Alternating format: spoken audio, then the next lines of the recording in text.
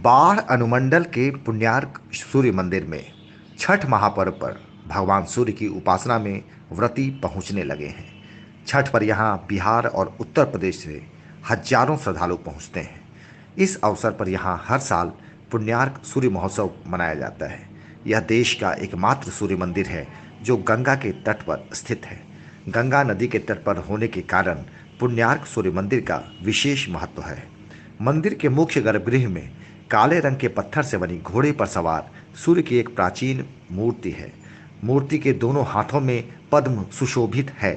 मंदिर के गर्भगृह में यज्ञशाला और अष्टदल सूर्य यंत्र भी था। औरंगजेब जब समूचे भारत में मंदिरों को तोड़वाने लगा, तब मंदिर के पुजारी ने सूर्य यंत्र को यज्ञशाला में गाड़ दिया और उसके ऊपर एक पिंड बना दिया था। आज भी सूर्य पिंड पर हथेली रखने से हथेली गर्म हो जाती है। यह मगध के 5 सूर्य मंदिरों में से एक है। देश के 12 सूर्य मंदिरों में पुण्यार्क सूर्य मंदिर का काफी पौराणिक और धार्मिक महत्व है।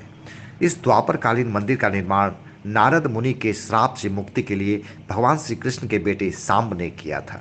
उन्होंने देश भर में 12 सूर्य मंदिर का निर्माण कराया था, जिनमें से अभी तक केवल 11 का पता चल सका है। इनमें से 5 बिहार में ही हैं। नालंदा जिले में बड़ार्क ओंगार्क सूर्य मंदिर, औरंगाबाद जिले में देवार्क सूर्य मंदिर, पालीगंज में उलार्क सूर्य मंदिर और बाढ़ में पुण्यार्क सूर्य मंदिर। भगवान श्री कृष्ण ने अपने पुत्र सांब की कुष्ठ रोग से मुक्ति के लिए यहीं पूजा की थी।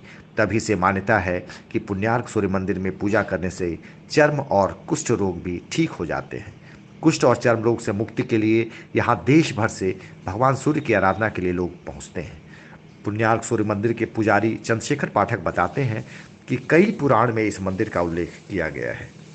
मंदिर में रखे सफ़ेद पत्थर को घिस कर लगाने से चर्म रोग और कुष्ठ रोग ठीक हो जाता है। यहाँ से कई लोग भगवान सूर्य की भक्ति भाव से पूजा कर असाध्य रोगों से मुक्ति पा चुके हैं। इस पत्थर से हम लोग यह उपयोग करते हैं कि एक और सादा सफ़ेद पत्थर है, उस पत्थर को मिला करके इस पर घिस करके और जहाँ जहाँ चर्म रोग है, जहाँ जहाँ कुष्ठ रोग है, उसको लगाया जाता है।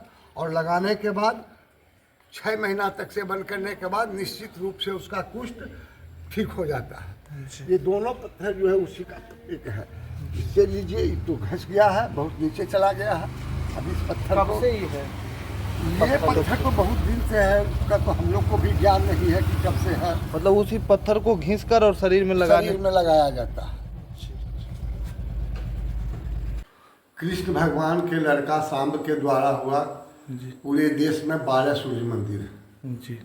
इसमें पहला कोणार्क, दूसरा मूलार्क और तीसरा पुण्यार्क हो गया। कि पूरे भारत में गंगा के किनारे एकमात्र सूर्य मंदिर यह है जी। 12 जगह का जो सूर्य मंदिर स्थापना हुआ, उसका हवन 88,000 ब्राह्मणों के साथ ऐसा वर्णित है ब्रह्म वैवर्त पुराण में और सुख सागर में कि 88,000 ब्राह्मणों के साथ कृष्ण भगवान आकर के अपने पुत्र का सांब का मंदिर का स्थापना किए। और यहाँ हम लोग देख रहे हैं भीतर में वह है अष्टदल कमल बना हुआ, उसी के तरह का यंत्र बना हुआ था, जो कि विधर्मियों के डर से औरंगजेब वगैरह जो तोड़ फोड़ कर रहा था, उसके डर से उसके अंदर डाल दिया गया। वो हवन कुंड था और ऊपर में अष्टदल कमल बना दिया, क्योंकि सूर्य भगवान जो है वो अष्टदल कमल पर ही विराजमान रहते हैं। कहा गया है एक चक्रो रथोयस्य दिव्य कनक भूषिता सोमवतु सुप्रीता पद्महस्तो दिवाकर। एक चक्के का रथ है, 7 घोड़ा लगा हुआ है, कमल के आसन पर पद्मासन की मुद्रा में सूर्य भगवान बैठे हुए हैं।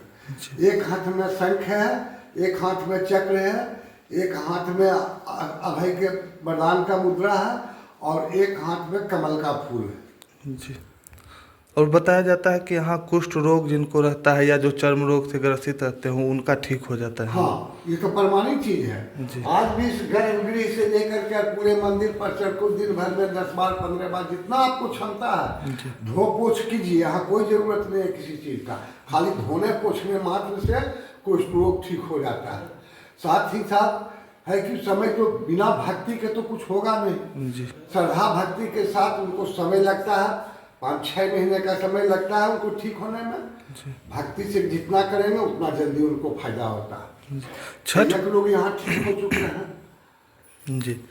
छठ पूजा के दौरान यहाँ के लगभग कितने लोग आते हैं, भक्त कितने आते हैं यहाँ पे? करीब करीब 25-30 हजार लोग यहाँ एकत्रित हो जाते हैं। पहली अरग खरना से लेकर के जी। और सप्तमी तक यानी दूसरी अरग तक के यहाँ 25,000 लोगों का आगमन जी। हो जाता है।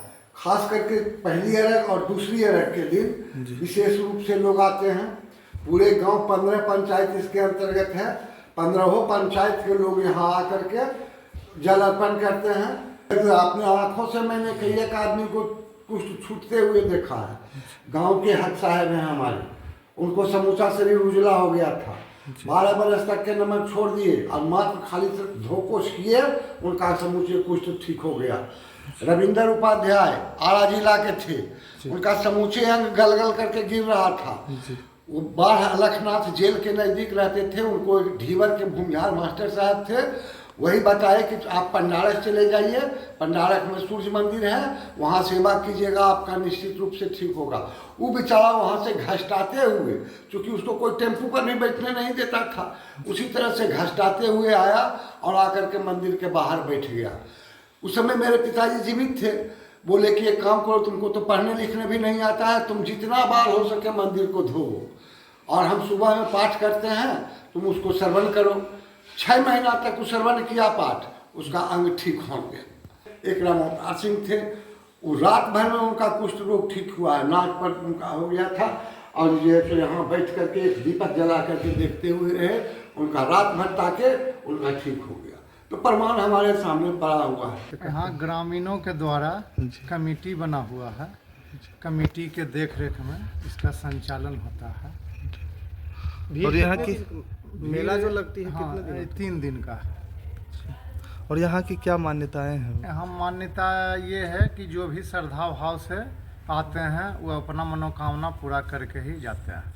रविवार को प्रत्येक रविवार को इनका दिन है सूर्य भगवान का, जी। उसी दिन भीड़ रहता है। जी। तो यहाँ पर जल चढ़ाने के लिए हाँ, लोग जल प्रसाद सब चढ़ाते हैं। छठ में कितने लोग आते हैं भीड़? छठ में वही 25,000 आदमी क्रम से भीड़ रहता है।